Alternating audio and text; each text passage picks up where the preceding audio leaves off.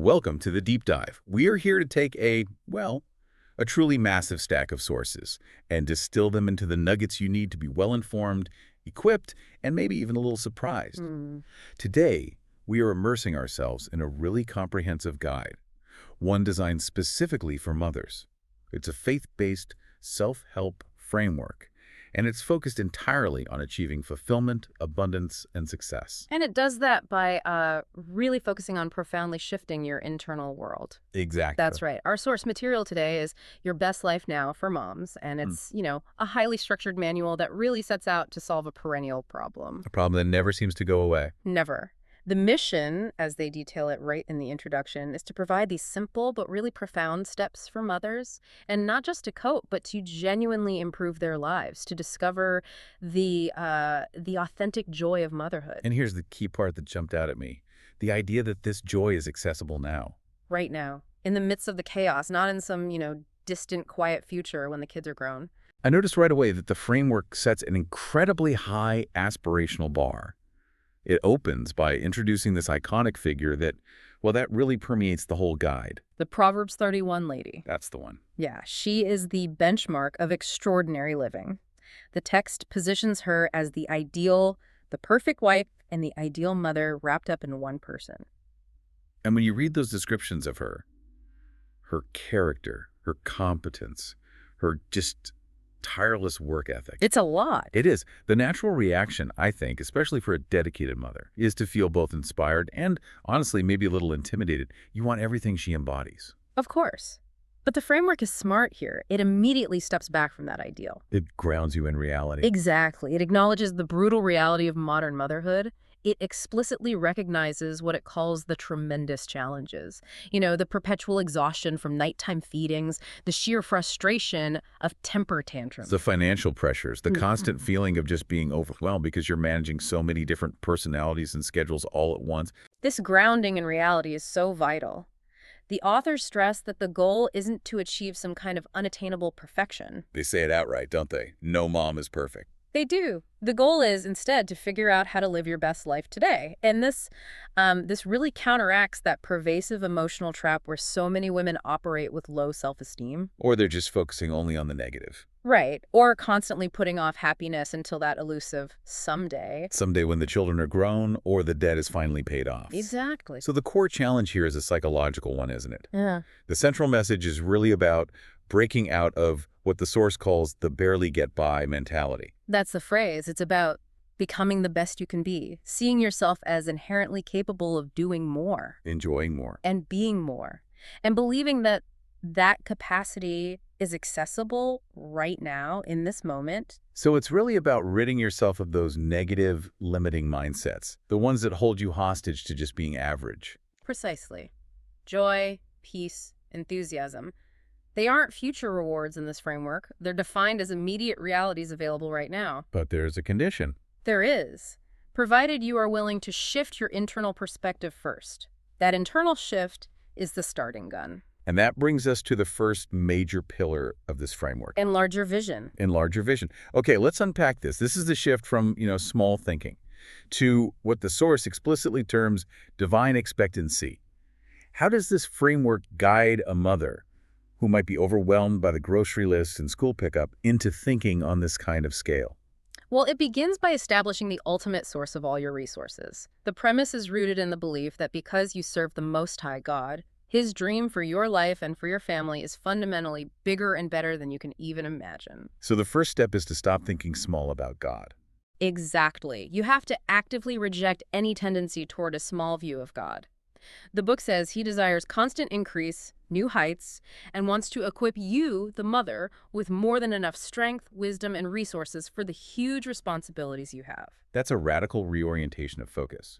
So instead of focusing on my limited time or my limited budget, I need to focus on what I believe the divine potential is for my family. That's it. And the source gets very specific about what God wants to pour out. It talks about His far and beyond favor, citing the idea of showing the surpassing riches of His grace and kindness toward us. But the key instruction, the action item, is that this can only happen if the mother is willing to change her thinking. Right, and overcome those chronic feelings of failure or inadequacy or just being completely overwhelmed. So it's not just a spiritual request, it's a psychological requirement. This source maintains that to live the desired life on the outside, the life of victory, success, health, and abundance. You have to cultivate an image of it on the inside first. And that internal image has to permeate everything. Not just your conscious thoughts, but your subconscious beliefs too.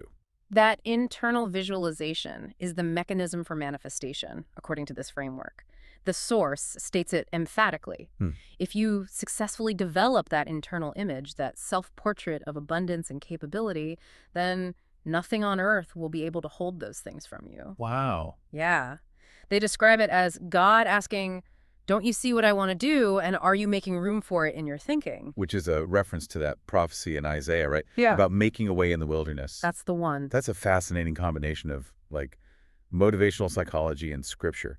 It seems to imply that our restricted attitudes are the primary barrier, not some external lack of resources. That's exactly the interpretation. They address restrictions using the new old wineskins analogy. From the Gospel of Matthew. Right.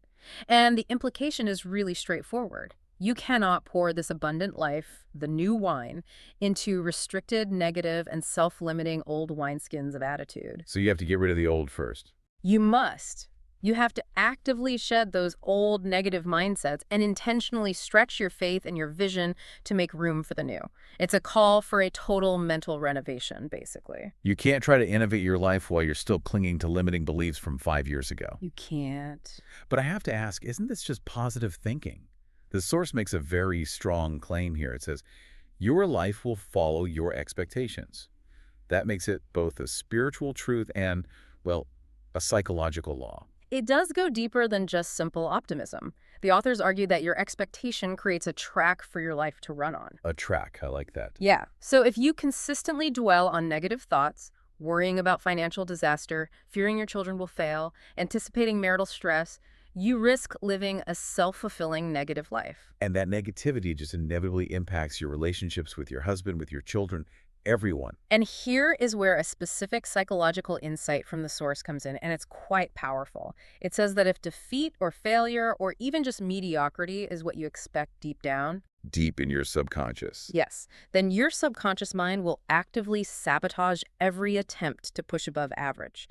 The subconscious becomes this internal barrier to that enlarged vision we're talking about. So raising your level of expectancy isn't just a passive wish. It's the active internal work of overcoming your own self-limitation. And that's critical because the framework recognizes that many of you listening come from familial or societal cycles of, depression, divorce, or repeated failures. And the instruction is to challenge those cycles head on. By declaring, enough is enough, they emphasize that God is the source. His resources are unlimited. He's not limited by your past circumstances or your current lack of resources. This expansion of vision leads directly into another concept, that of being favor-minded. How exactly does the framework define this favor? Because it sounds a bit like preferential treatment, which can be a difficult concept for people to grasp. It is defined as receiving special help, preferential treatment, and assistance from God that just defies logic. But here is the crucial distinction the source makes. This favor is not granted because you as an individual are personally more deserving or better than anyone else. So it's not a merit system. You don't earn it. No, not at all. It is defined as a spillover effect. They state that the favor is accessible simply because our Father is the King of Kings, and his glory and honor literally spill over onto us and our families. So it shifts the focus completely. It's not about the mother's performance. It's about the divine relationship. They use this powerful language, calling God El Shaddai, the God of more than enough, and they reject the mental framework of seeing God as El Chipo, a God of scarcity. I like that. So to activate this concept, you're instructed not to just passively sit back, but to live favor-minded by actively expecting it and declaring it daily. What kind of historical examples does the source provide to illustrate this non-merited favor? They cite three really powerful examples. First, Noah, who found favor to build the ark, which was, a massive undertaking that required divine assistance against just overwhelming environmental odds. Right. Second, Ruth. She was a destitute widow, an outsider, and her desperate needs were supplied unexpectedly through kindness. And third, Joseph. He thrived not just in freedom, but even while he was sold into slavery and imprisoned because the favor of God was on him. So in all of these cases, favor wasn't the reward for success. No, it was the mechanism that operated during adversity. Which brings us to the ultimate test of this mindset, maintaining an attitude of faith during adversity. And the source uses the story of Job, who endured, just immense loss, his family, his business, his health, living in perpetual pain and grief. This is a really profound moment in the framework. Job, in the very depths of his crisis, long before any restoration, declared, "You have granted me life and favor." What's truly critical here is the timeline. The timeline is everything. Job was not delivered or restored until chapter 42 of the book, so he was actively declaring favor and gratitude during his deepest crisis, not after the blessing finally arrived. So this is the sustaining faith they are prescribing. It's a determined attitude that declares God's favor instead of being discouraged by what you see around you. That active decision is what the framework claims causes blessings and love to chase after me. Exactly. It's the attitude that precedes the breakthrough. It's the ultimate test of whether that belief has truly permeated your self-image. Precisely. If you can maintain that internal state, that enlarged vision and that favor-mindedness, when everything external is falling apart, the framework argues you are setting yourself up for that double blessing that eventually came to Job. Which is the perfect transition into part 2, developing a healthy self-image. We've set the vision, but a vision alone is just a massive goal sheet, right? Right. What does the framework say about the inner scaffolding? How do we build the confidence to even try tackling that big vision? The source insists that true, lasting self-esteem must be based only on what God says about you. Not on your fluctuating feelings, not on external validation, not on what others think. None of it. The self-image is your self-portrait. It's who you picture yourself to be. The issue is that this internal portrait is often deeply inaccurate and, frankly, negative. And the source draws a direct line between that internal picture and your external behavior, right? It warns you will probably speak, act, and react as the person you think you are. And here is the strong warning. You will never rise above the image you have of yourself in your mind. So a mother with a small, weak, or inadequate self-image will unconsciously limit her potential, no matter how great her vision is. To illustrate this destructive dichotomy, they use the powerful example of Gideon. When the angel of the Lord appeared, he addressed Gideon not as a timid farmer. No, he called him a mighty man of fearless courage. But what was Gideon's immediate response? Total self-deprecation. He says, "My clan is the weakest in Manasseh, and I am the least in my family." It's the classic contrast between the divine perspective and our own human self-doubt. And that's the takeaway for you, the listener. Feeling unqualified, weak, or fearful doesn't change God's image of you as a champion and a victor. So God sees strength and competence, where the individual, especially the perpetually exhausted mother, sees only failure or inadequacy. Exactly. The framework tells you God doesn't see a flawed woman. He sees a giant killer. They amplify this idea with what they call the grasshopper mentality. 10 of the 12 Hebrew spies looked at the challenges in the land of Canaan, the giants, and saw themselves as just grasshoppers in comparison. Their negative self-image dictated that the battle was lost before it even began. But then you have Joshua and Caleb. They were faced with the exact same overwhelming giants, but they reported, "We are well able to possess the land." Why?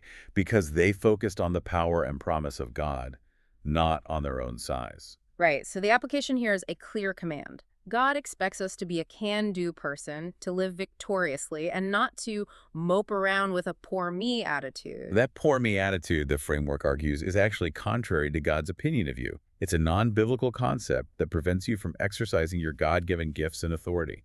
And in doing so, you're actively robbing yourself of the abundant life that was promised back in the vision section. The call is to quit making excuses and start stepping out in faith, aligning with God's view of you as a strong, courageous woman of honor. This leads to a critical instruction that addresses one of the biggest challenges of modern life, especially for moms. Comparison. The comparison trap. The source says, be the original you. That pressure to compare and mimic is constant, isn't it? Especially in the motherhood space. You're trying to be the perfect PTA mother, the DIY guru, the organic chef. All at the same time. All at once. And the source is insistent that trying to be like someone else steals your uniqueness. It grounds the solution in your intrinsic value. Your worth, they argue, is not something you earn through success or failure. Or how well your children behave, or how popular your social media feed is. None of that. Your value was built into us when He created us. You are God's special masterpiece and workmanship. The key is accepting that you are a work in progress and just being happy with the unique individual God created. But how does a mother practically stop seeking that external validation and root that belief internally? I mean, it sounds good, but the habit of comparison is so deeply ingrained. Well, the framework suggests that it's about acknowledging the seeds of potential that are already inside you. And this culminates in this really punchy instruction: become what you believe. Become what you believe. Yeah. They detail the account of the two blind men asking Jesus for healing. He asks them if they believe. He is able to do it, and when they say yes, he tells them, become what you believe. So that phrase, it acts as the spiritual and psychological mechanism. It links your genuine faith directly to your action and your identity. Exactly. If you believe your family can live in health and abundance, you must start tapping into those seeds of possibility, potential, and creative ideas God planted inside you and start acting accordingly. And the self-image you adopt is immediate. It's not something for the future. No, it's right now. The Bible doesn't say we will become conquerors. It says we are more than conquerors right now. Your job is to align your identity with that statement, to believe it, act like it, talk like it, and see yourself as such. And they make it really clear that prosperity, spiritual, physical, and material, isn't just permitted. It actually brings God pleasure. It's a complete internal restructuring of your identity. It is. So if the vision determines the direction and the self-image determines the speed, then the next pillar must be the engine driving them both. We are moving now into part 3. Discover the power of your thoughts and words, which is essentially, controlling your destiny. That's a great way to put it. The source frames the mind as the arena of your thoughts and the enemy's #1 target. The assertion is powerful. If the enemy controls how you think, he controls your entire life. So success literally begins in the mind. It has to. The framework cites Proverbs. As a person thinks within himself, so he is. This establishes a direct causality. Your thoughts determine your actions, your attitudes, your self-image, and ultimately your destiny. But I love the connection they make to emotion. You cannot feel happy without first thinking happy thoughts. And conversely, it is impossible to remain discouraged without first thinking discouraging thoughts. This means managing your emotional state is primarily an act of managing your cognitive intake. So the required action is not passive at all. No, you're commanded to win the victory in your mind by aligning your thoughts with God's promises daily. Every single morning, you have to set your mind for success, expecting good things, agreeing with the psalmist that this is the day the Lord has made. That requires significant mental discipline. And the discussion extends to thinking about your thinking. The authors acknowledge that life is tough, we all get discouraged, but they emphasize that we have the power to choose our thoughts and attitudes, even during tribulation. The critical insight here is that no one can make you think a certain way. That independence of thought. That's where the practical application of discipline is needed. If you're sick, the framework advises, okay, admit the sickness, but then intentionally focus on the healer. If you're tired, focus on the one who renews strength. This intentional, immediate focus is what prevents the enemy's negative thoughts from taking root. And growing and just sapping your emotional and spiritual strength. This internal management then tackles the dreaded blame game. True emotional freedom, the source argues, requires taking absolute responsibility for your mind and your actions. You have to quit the excuses and stop the cycle of blaming others or your environment or your family history or even God for your current struggles. The core insight here is a complete game changer. It is not the circumstances that cause discouragement. But your thoughts about those circumstances. That's huge. It is. You can be in a huge battle, a financial struggle, a serious conflict with raising your child, and still choose joy and victory by intentionally selecting the right thoughts. It's an act of mental defiance against despair. And that internal management sets the stage for the external projection. The creative power of words. This is defined as a spiritual principle, where your words are like seeds planted in your subconscious mind. And they produce fruit of the same kind. You will reap exactly what you sow. They use that powerful analogy from the book of James, comparing the tongue to the small rudder of a huge ship. This tiny rudder, your words, controls the entire direction of your life. It creates an environment for either good or evil. The message is simple. If you want to change your negative situation, you have to change your words. There is a miracle in your mouth just waiting to be spoken. The example of David and Goliath is used to show this principle in action. David didn't just think positive thoughts of faith, he spoke them directly to the mountain of a man, Goliath. But how does a modern mother speak to a mountain of credit card debt or a mountain of trouble with a teenager? The key command is extremely practical and memorable. It says, Stop talking to God about how big your mountains are and start talking to your mountains about how big your God is. I love that. It's powerful. You, the mother, must speak to your own specific obstacles, sickness, troubled relationships, lack of communication, and vocalize the desired outcome. Call yourself healed, happy, and prosperous, aligning your words with that enlarged vision and healthy self-image you established earlier. Building on the power of words, the source dedicates a significant section to the parental blessing. Yes.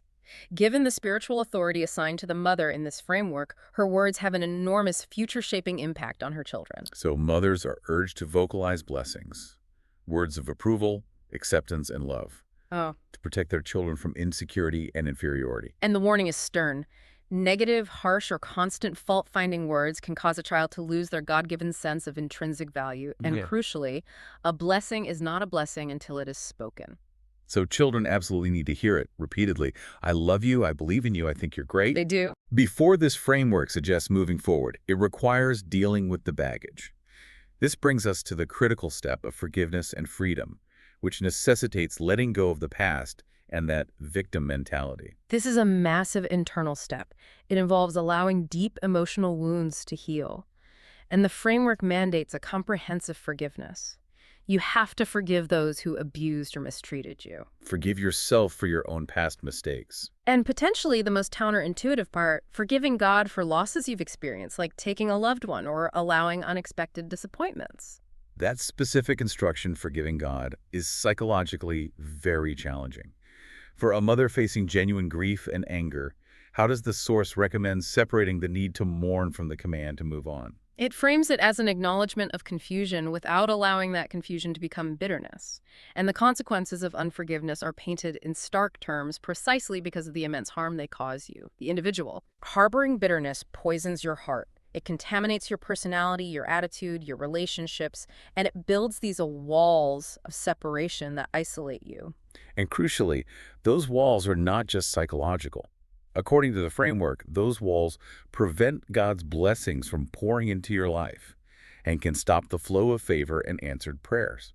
It links the internal emotional state directly to your external outcomes. To illustrate the required action, the source uses the story of the crippled man at the pool of Bethesda. Right, from the Gospel of John. This man had a deep-seated lingering disorder, which the authors analogized to emotional bondages like unforgiveness and resentment. And his immediate response to Jesus' offer of healing was just to list excuses. I don't have anyone to help me get into the pool. He focused on his limitations and who wasn't there, rather than the available power to heal him. Exactly. And Jesus' reply, "Get up off the ground, take up your bed, and be on your way," is the command directed toward the mother struggling with emotional bondage. If you are serious about getting well from these emotional chains, you must quit wallowing, stop trying to figure out the why, and actively move on. It is an act of determined will. And the practical tool they suggest for those unanswered painful questions, the whys of life, is the I don't understand it file. It's an exercise in mental discipline. Instead of dwelling on unanswered questions or seeking a closure you may never receive, you just place them in that mental file. You refuse to let bitterness take root, trusting that God will ultimately turn those emotional wounds around and use them to your advantage. So it's an active choice to surrender the need for answers and step into the future. It is. And that process of forgiving the past and establishing control over your thoughts is what allows you to face what inevitably comes next: adversity. So we're moving now into part 4. Finding strength through adversity, turning tests into opportunities for growth. The initial instruction for adversity is one of immediate interaction. When circumstances knock you down, you must not stay down. This is the victor's mentality. It requires you to get up on the inside by acting on sheer will and determination, not mere emotion. If you wait until you feel hopeful, you'll be waiting forever. That's it. And the framework holds up King David as the case study for this inner strength. When David and his men returned to Ziklag to find their homes burned, possessions stolen, families kidnapped, his men turned against him. Instead of just sitting around devastated. The source emphasizes that David encouraged himself in the Lord and immediately acted to recover everything. The source states that God is waiting for us to get up on the inside. It challenges that passive approach. Right. If you're waiting for God to change your husband's behavior or solve the financial crisis or change your child's attitude before you decide to be happy or proactive, you are waiting passively. A determined attitude knowing God is still in control and will turn the evil around for your good is necessary. Adversities just can't keep you down if this inner resolve is maintained. Exactly. Here is where the topic of timing becomes essential. We all face that natural human desire for immediate answers, but the Source counters this with the wisdom of trusting God's timing. They use that memorable ATM machine analogy. Right. God is not a machine where you punch in the prayer codes and receive your request in 24 hours. God has an appointed time. The Source warns that misunderstanding this timing is what leads to stress, impatience, and frustration. But understanding it allows for relaxation and expectancy. Because you know that God is actively working behind the scenes, often when you see or feel it the least. But how do we distinguish waiting patiently from simply procrastinating or failing to take necessary action? That's where the attitude comes in. The framework says you must wait with a good attitude, continuing to act in faith and confidence, knowing the culmination will come at God's perfect time. And this is closely linked to the idea of being content in obscurity. David, though he was anointed king, was faithful as a shepherd for years. He had to wait in obscurity for God to promote him in due season. For the mother, obscurity might mean the endless, unglamorous cycle of laundry, dishes, and routine tasks that feel completely unnoticed. It gives dignity to those unseen moments. It does. The Source synthesizes that the delay may not be about your inadequacy, but about other factors, perhaps a child who is not spiritually or emotionally ready yet, or the necessary alignment of other pieces in the divine plan. So impatience, or trying to force doors open in your own strength, will not work. No. Contentment, therefore, begins in your attitude while you rest in the assurance that God will bring the dream to pass when it is the right time. Finally, in adversity, we must understand the purpose of trials. The Source tackles the misconception that challenges are a punishment. Instead, trials, temptations, and difficulties are necessary to strengthen your spiritual muscles and test your character. The revelation of God's focus in these tests is key. God is more interested in changing you than he is in changing the circumstances. He allows trials to draw out character impurities. If you cooperate, learn the lesson, and change the areas brought to light, you pass the test and you're promoted. But if you resist or refuse to learn the underlying lesson, The test will keep bringing up the issue again and again until you pass it. So Job's sustaining faith wasn't just about endurance. It was about internal transformation that resulted in his restoration with twice what he had before. The framework suggests that true, deep faith tells you the best is yet to come, even in the worst moments. It shifts the goal from immediate relief to long-term character development. And once that internal world is addressed, vision, self-image, thought control, endurance, and adversity, the framework turns outward in Part 5. Live to give. This is identified as the secret to fulfillment. It directly critiques what the authors call the me generation, which is focused on narcissism and the what's in it for me mentality. They issue a serious warning. Living selfishly results in shallow, unrewarding lives, where true, deep satisfaction is never achieved. The principle is reciprocal. God is a giver, and if you want joy, blessing, and favor, you must mirror that characteristic. It's about learning how to give your life away. That's the phrase. The core mechanism is simple. When we reach out to others, God ensures our own needs are supplied. To reap a harvest, whether it's dreams realized, financial blessing, or happiness, you must actively sow the corresponding seed. And this doesn't mean you have to write a large check. The Source emphasizes that there are no Lone Ranger moms. We are created for community and interdependence. So giving includes simple actions: a genuine smile, a hug, helping with menial tasks, listening without judgment, or writing an encouraging letter. For the busy mother, it means prioritizing the giving of your time and emotional energy to your child and to your husband. Here's where the framework integrates deep love and forgiveness into action. Walk in love, returning good for evil. The supreme example is Joseph. We discussed him earlier, receiving favor. But the authors detail the profound choice he made after being betrayed and sold into slavery by his own brothers.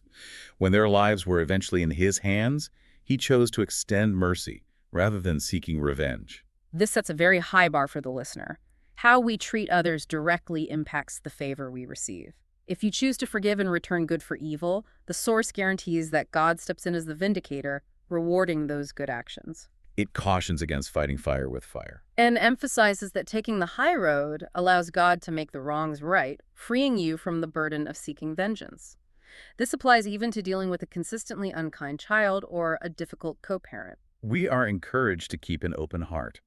The world, they argue, is full of people who are hurting, discouraged, and dealing with broken dreams. And they don't need judgment. They need compassion, unconditional love, hope, and healing. The example of Jesus illustrates this beautifully. He was never too busy with his own agenda to be interrupted or inconvenienced to meet people's needs. The source applies this directly to parenting. Sometimes simply taking the time to genuinely stop what you are doing, look your child in the eye, and listen to what they are saying, without judging or condemning, can initiate a healing or strengthening process. And reinforcing the sowing principle, we are reminded that God loves a cheerful giver. They reiterate that God sees and records all acts of kindness and giving. They cite Cornelius, whose prayers and charities had not gone unnoticed by God, and that resulted in unexpected favor. The powerful historical example of Isaac is used. He sowed seed during a massive famine and reaped 100-fold because he acted in faith, not fear. And the framework assures you, the listener, that God keeps a meticulous record of every good deed, every smile given to a hurting child, every act of sacrificial giving. Generous gifts will return, ensuring that when the generous person refreshes others, they are refreshed themselves. That brings us to our final and perhaps most foundational step in living your best life now, the power of decision. Part 6. Choose to be happy. The source makes it a core principle. Happiness is a choice, an act of will, and is not dependent on external circumstances, not a perfect marriage, perfect children, or accomplished goals. They point to the Apostle Paul writing from prison who commanded, "Rejoice in the Lord always." If Paul, while he was incarcerated, could command joy, then circumstances cannot dictate your internal state. I understand the principle, but isn't it a bit simplistic? If a mother is genuinely battling clinical depression, severe burnout, or chronic anxiety, is the source really suggesting that a simple choice is enough? Or does it acknowledge the need for external help too? That's a necessary point of friction. The framework primarily focuses on the spiritual and cognitive choice, but the underlying assumption is that this choice gives you the strength to then seek necessary help. Okay. The authors warn that the enemy's primary target is your joy. Why joy? Because the joy of the Lord is your strength. If your joy is lost, you, the mother, lack the necessary physical, emotional, and spiritual strength to withstand attacks or even just overcome the daily grind. The choice is a preemptive defense mechanism. To maintain that strength, you're advised to choose living in the moment. We've discussed God-giving grace for today, not tomorrow. Dwelling in the future, or perpetually worrying about it, prevents you from enjoying the present. The instruction is to make the most of this moment, to learn to smile and laugh, and to quit being so uptight. So happiness is framed as a decision you make, a posture you adopt, not some fleeting emotion you wait to feel. Exactly. It's an act of choosing gratitude and excitement for your present reality. This choice also extends to the quality of life lived. Be a person of excellence and integrity. Mediocrity is rejected as the standard. God calls for honor, trustworthiness, and excellence in all things. Excellence means going the extra mile, doing your work, including mundane housework or childcare tasks, with quality and a good attitude as if you were doing it for God. It elevates the ordinary tasks of motherhood into acts of worship and service. It does. And then there is integrity. The source defines integrity as being the same person in private as you are in public. Honesty is the foundation on which a truly successful life is built. But what does this look like in the context of motherhood? We often think integrity is about, big financial deals. The authors argue that it applies to the small daily compromises. For example, choosing to be dishonest about why you missed a commitment, or cutting corners repeatedly on tasks you promised to do. In every compromise, according to the source, causes a slight crack in the foundation. A crack which prevents God from building what he intends for your future. And here's the crucial connection to the earlier principles. If you lack integrity, you may experience temporary success or fleeting victories. But you will never have lasting prosperity. Being trustworthy with little, in your honesty, your time, your commitments, is the prerequisite for being trusted with much. Finally, living your best life now is synthesized as living with enthusiasm and excitement about the life God has given you. And actively refusing to take God's goodness for granted. The goal is to stir yourself up daily, ensuring the relationship with the divine and with your family doesn't become stale or routine. The final call to action is a return to the very beginning. Raise that level of expectancy once again. Quit limiting God with small-minded thinking and operate with passion and zeal. And that fear, they promise, will spread to your family and your community, and others will want what you have. This framework is remarkable in its comprehensive approach. It establishes that external success and favor are inseparable from the internal discipline of mindset, thought control, and integrity. It demands a continual active effort, a daily decision to live in line with God's view of you as a champion, regardless of the current noise or chaos. Exactly. So what does this all mean for you, the listener? We have synthesized 6 massive pillars here: enlarged vision, healthy self-image, disciplined thoughts and words, finding strength in adversity, living to give, and choosing happiness and integrity. The entire structure hinges on the small, daily choices. The source makes a profound foundational statement. It says integrity is the absolute foundation for lasting prosperity, and without it, success is only temporary. This is not about getting to the finish line, it's about securing the marathon. So if you were to assess your own personal foundation today, which of the principles we discussed, thought control, forgiveness, or excellence, which one would be the most critical to reinforce right now to secure a long-term future of God's favor? That is the question that sits at the heart of this entire deep dive. What is the one crack you need to mend to ensure your long-term success isn't just temporary? Think about that single crucial point as you move forward.